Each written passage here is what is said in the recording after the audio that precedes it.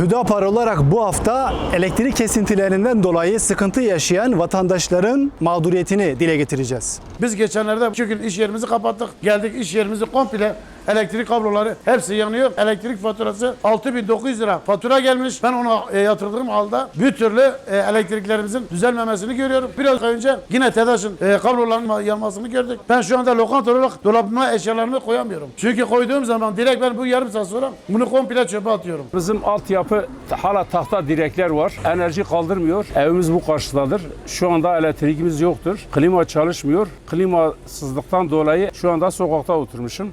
Elektriğimiz bir haftadan beri yok. Yani gelip gidiyor. Bir saat var, 6 saat elektriğimiz yok. Şu anda dükkan içi kapkaranlık. İş yapamıyorum. Dolaplarımız çalışmıyor.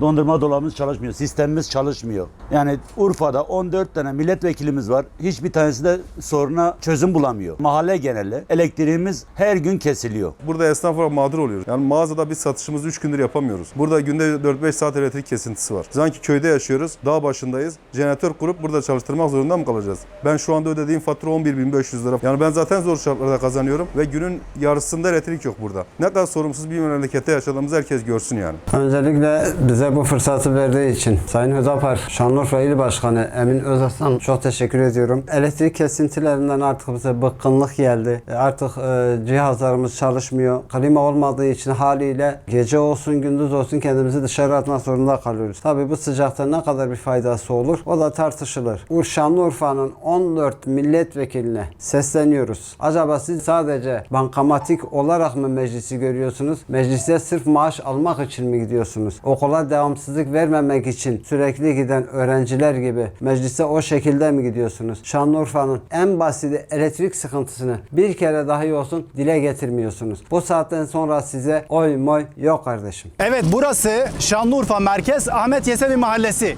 Burası sadece bir örnek. Şehir merkezinde sürekli elektrikler kesiliyor. Evdeki vatandaş yaşlısı var, hastası var, çocuğu var, cihaza bağlı olan insanlar var. Enerji kesildiği zaman bu insanların da nefesi kesiliyor. Yaşlı insanlar sokağa çıkmak zorunda kalıyorlar. Bakın, esnafların iş yerlerinde elektrikleri kesiliyor. Dolaplarında eşeği muhafaza edemiyorlar. Müşteri geliyor, markette fatura kesemiyor. Sistem kapalı çünkü elektrik yok. Bu vatandaş nereye gitsin? Derdini nereye anlatsın? Ya bir memleket bu kadar mı sahipsiz olur ya? 14 milletvekili var ya. İlk başta iktidar, ondan sonra muhalefet olmak üzere bütün milletvekillerine sesleniyorum. Siz memleketin sorunlarıyla bu şekilde mi ilgileniyorsunuz Allah aşkına? Bu vatandaş gece gündüz elektrik sorunuyla boğuşuyor. Kırsalda zaten elektrik kesintileri var. Çiftçinin zaten ürünü kuruyor tarlada. Şehir merkezinde nasıl bir cevap olacak? Elektrik dağıtım şirketi nasıl bir cevap verecek? Şehir merkezinde Allah aşkına nasıl elektrikler kesilir ya? Bunun izahatı var mıdır? Bakın, elektrik tellerine bakın. Maalesef elektrik dağıtım şirketi üzerine düşen görevi yerine getirmiyor. Buradan hükümete sesleniyoruz, Enerji Bakanlığı'na sesleniyoruz. Eğer buradaki enerji dağıtım şirketi işin altından kalkamıyorsa bıraksın şirket, işi bıraksın. Şirket geri çekilsin, devlet tekrar buradaki elektrik dağıtım işini üstlensin, tekrar kamulaştırsın. Bunun başka çaresi yok. Bu halk nereye gitsin, derdini kime anlatsın? Şanlıurfa milletvekillerinden şu cevabı bekliyoruz. Türkiye'de, başka illerde günde kaç saat elektrik kesiliyor? Şanlıurfa'da kaç saat kesiliyor? Bunun bir cevabını verin. Takdiri de ben halkımıza bırakıyorum.